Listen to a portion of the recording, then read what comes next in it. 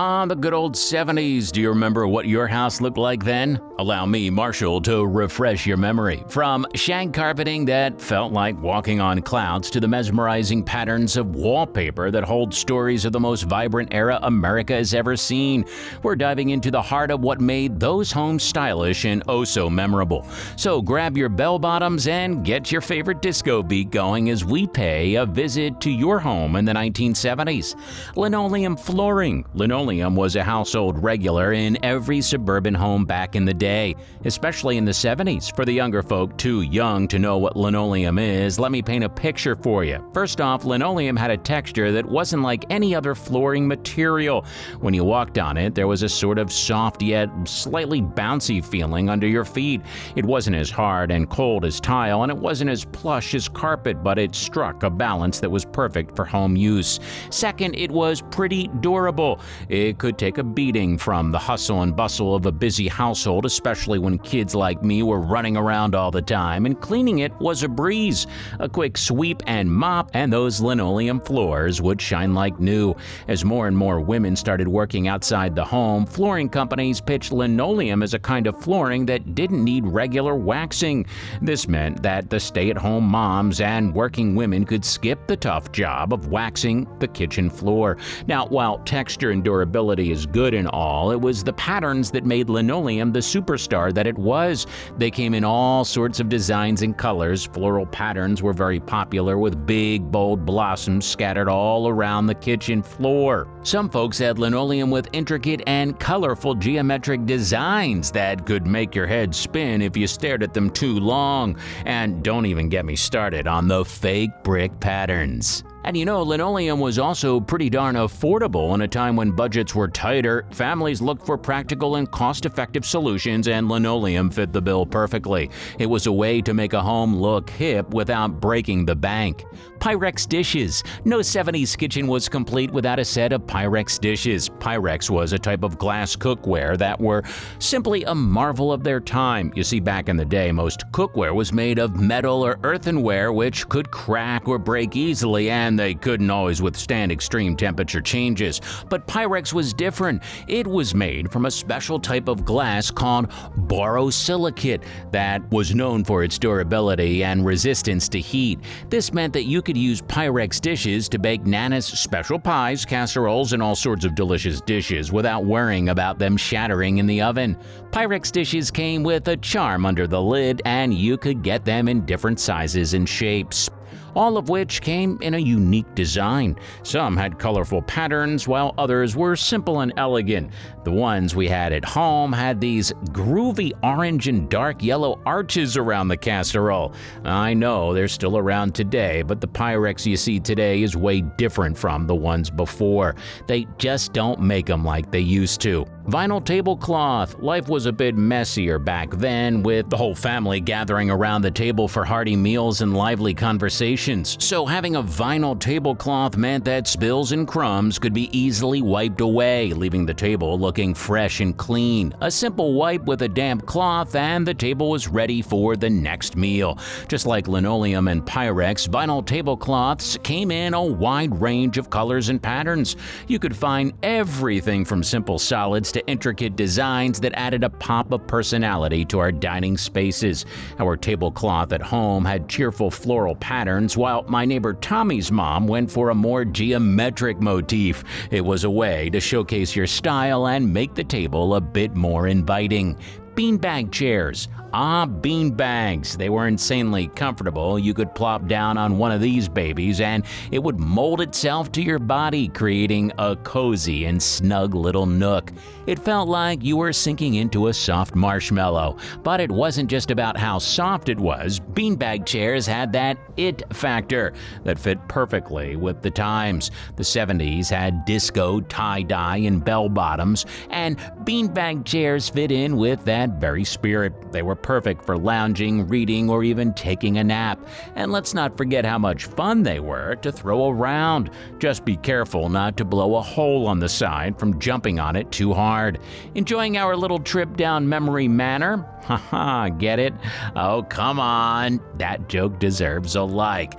Alright, let's get back to the video before this starts turning into a comedy show, eh? Let's move on to floral sofas. One of the things that defined our living rooms back in the 1970s were floral sofa sets. Oh, those flower-riddled sofas were a sight to behold. They added a touch of whimsy to the TV room. You might think it looks tacky now, but hey, it was very much in fashion back then. You had big, bold blossoms that practically leaped off the fabric with these sets.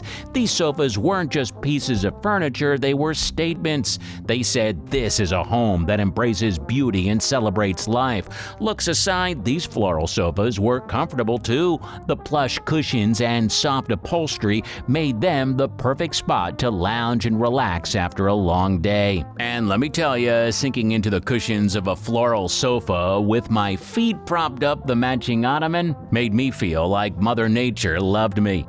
Plastic covers on sofas. Now, what better way to protect those flower power sofas from dust and dirt than with plastic covers?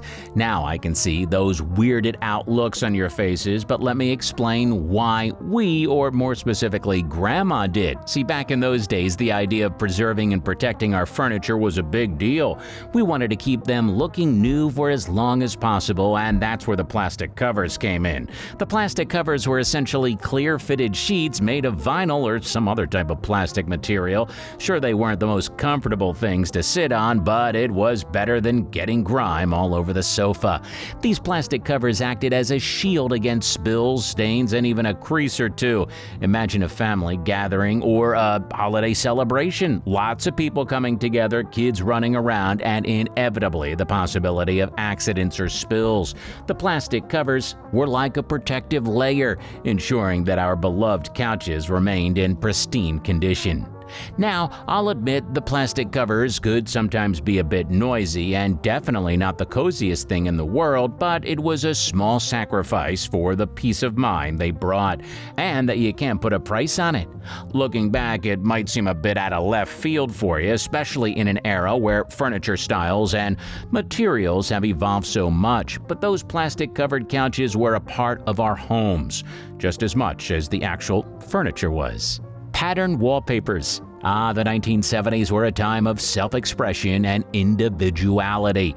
People wanted their homes to reflect their personalities and their tastes, and what better way to do that than with patterned wallpapers? These wallpapers weren't just for decoration, they were a way to set the mood of a room.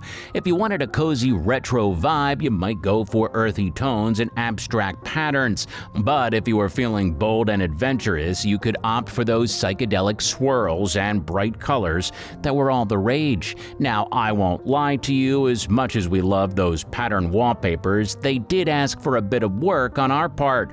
Hanging them wasn't always the easiest task, and sometimes they needed a bit of maintenance to keep them looking fresh. But you know what? It was all worth it when you see the groovy details dancing around you. Wood paneling. Well, if pattern wallpapers aren't your style, you can go for these instead. You might be used to the smooth painted walls nowadays, but our walls in the 70s were covered with sheets of real wood. They came in as many shades as there were wood types around the world, from lighter shades of oak to rich mahogany, each with its own character and warmth. Wood panels were big because they added a sense of coziness to the room. The texture of the wood and the natural variations in color created a rustic and inviting atmosphere. It was like having a little piece of the outdoors right inside our living rooms. And it wasn't just about the look either. The wood panels also had a way of dampening sound, making our homes feel more intimate. Plus, wood paneling, like linoleum, was affordable. You could get it for dirt cheap, and it was way easier to put on the wall than sheetrock. It was such a convenience that some folks even extended the wood paneling to the ceiling, making themselves a warm cocoon of wood all around. Shag carpets. The last household item was the perfect pairing for wood paneling. In the 1970s, comfort was key, and nothing said cozy quite like sinking your feet into the luxurious depths of shag carpeting. It was as if the floor itself was giving you a warm and welcoming embrace. Imagine stepping into a room where the floor was like a soft, fluffy sea of fabric, each fiber forming a cozy, cushioned expanse under your feet. Shag carpet carpeting was a sight to behold. The carpet fibers were long and tufted with a lush surface that practically begged you to take off your shoes and sink right in. TV dinner. TV dinners are a culinary innovation of their time. They were born out of convenience and the changing lifestyle of the American family in the mid-20th century. You see, as more women began entering the workforce and families became busier, there was a need for quick and easy meal solutions. That's where TV dinners came in.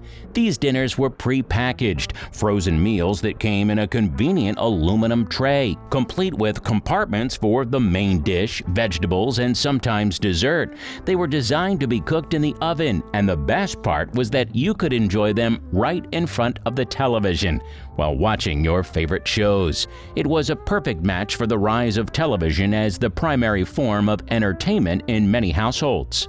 Now, as for the flavors, there were a few classics that most people will remember. Salisbury steak was the most popular choice, and my personal favorite featuring a ground beef patty with chicken. Chicken and turkey dinners were also big hits, often served with mashed potatoes and a side of peas or corn. And even with TV dinners, there's always room for dessert. Apple cobbler and cherry pie were among the sweet treats that came with these meals. The convenience of TV dinners made them a staple in many homes. They saved time and effort in the kitchen, making them a go-to option for busy families. Plus, they had this futuristic appeal to it that many people found cool. Well, there you go. So, which of these did you have in your home in the 70s? Which one do you still have in your home now? Share your story in the comment section below. And if you liked the video, please consider subscribing to the channel. Thanks for watching, and I'll see you in the next one.